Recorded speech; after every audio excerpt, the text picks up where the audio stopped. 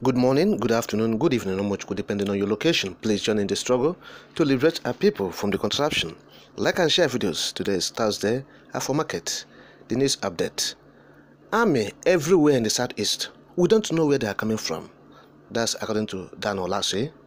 Dan Olasi has raised an alarm of what is happening in the southeast region, particularly the militarization of the eastern Nigeria. He said the army is everywhere. The army, the Nigerian military, said they have flooded every nook and cranny of the southeast with troops. They're everywhere. They're everywhere. According to Daniel last year, a former member of the former chairman of the People's Democratic Party in Anambra State, said that the identity of these men cannot be substantiated as it stands now. That everywhere they are there. That's what he's saying. He said, go to the southeast today. It is occupied by military people. You don't know where they are coming from. For more than 20,000 mobile policemen occupying the southeast, not up to 100 of them are Igbos. That's what Daniel is saying. He said up to 20,000 as the last count in the southeast, the army. You can't count about 100 that are Igbos. So what are they doing? Occupation. And we're asking now, what are they doing in the southeast as the southeastern governors are there? Those people who are inviting this army that we don't know, who are there? The southeast governors, the senators. So this is the problem. And what he is saying now is that even when they arrive in these southeastern communities, villages, cities, that they are being received by the people. So showing the hospitality of the people of the southeast. That's what Daniel Lasso is saying.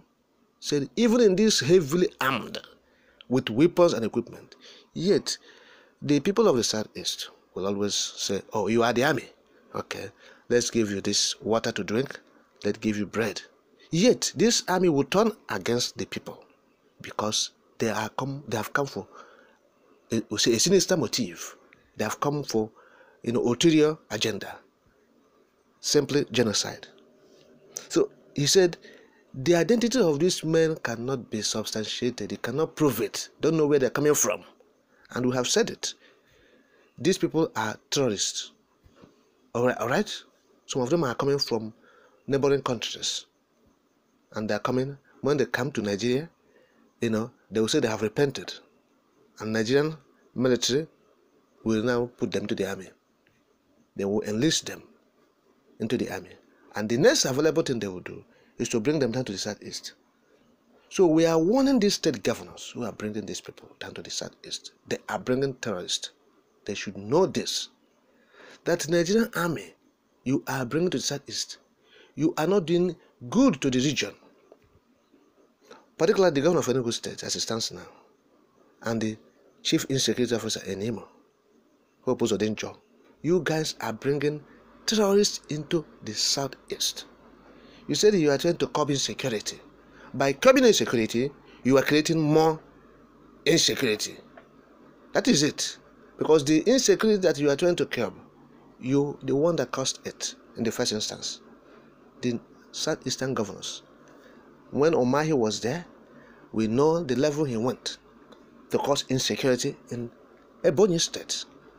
The chief insecurity officer in Ebonyi State then, David Omahi, we know what he did with the bag and the troops they were bringing in. The troops, unknown people, coming to Biafra land, desecrating everywhere. That's why, if we see the kind of things they are doing, no Igbo man, no matter, even if he's in uniform, will do that. Yes, the level of carnage, these people are living, behind the trail. These troops, nobody with Igbo blood will do such a thing. Even in an man's land. Yes, not even in Igbo land. No Igbo man, even in uniform, will attempt doing that in a foreign land. Because that is sacrilege. But they will come to this southeast. They will commit it. They will desecrate places. Okay? So, that is what we are telling the governors now. These troops you are bringing in, we don't know them. Olasi have said it. And that is true. We know that Olasi, they are among the people that have destroyed even the southeast. from getting our freedom. They are the People's Democratic Party, people, the civil people, all of them. Oh, they are joining in the forces of retrogression, stopping our people from having their freedom and liberty because they play politics. Politicians. Yes. So what is the benefit of the politics they have been playing, particularly since 1999? They said they have received modern democracy and civil rule in this contraption.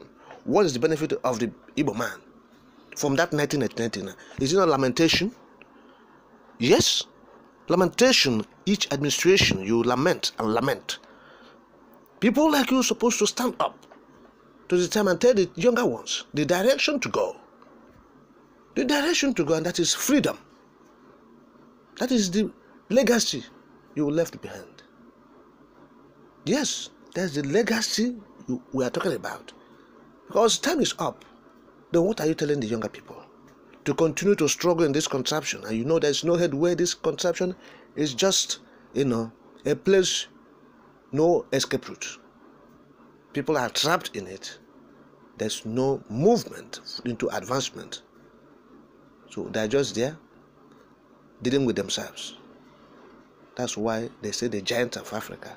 Yet they can't feed quarter of their population. And so that is it. Poverty ravaging them. The poverty capital of the world. That's giant of Africa. Look at their currency. All right, the weakest in the whole of ECOWAS, West Africa sub-region. So what are we not talking about? So we are saying that the troops in the southeast, people have noticed that they are without, identity. Like you don't know where they're coming from. So people should be very careful, as they have always been, as these people are coming. We have said it. Once our people sight this army, they will start running away. They know why they're running away. Because if they come, they will desecrate, commit taboo, sacrilege, atrocities, as if we are in a war situation. Southeast is not into war. There are wars in other places. Go to northern part of the country, there are wars there. The level of Boko Haram attacks, bandit activities there, have shown that it's almost like a war situation there. But you wouldn't see this kind of carnage, this kind of atrocities being committed by the military. Okay? So they know what they're doing. That's why they will never give chief of army staff to an Igbo man. Yes, they will never do it. They will always be someone who is from the north or west, like we have seen today. That the person will give order for this kind of troops to be deployed to the eastern Nigeria. And it is as a result of these governors who have behaved like cowards. So they will go to Abuja, they brainwash them, they prostrate, because they are looking for what? What are they looking for? You are an elected person. Anyway, they are illegitimate governors, most of them, like the one in Imo. They are illegitimate governors, so they have their stronghold in Fulani oligarchs and Asarok. So that is where they derive their strength.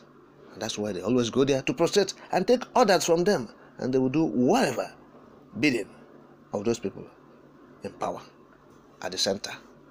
That is it. So our people should be very careful, as more and more of these troops will be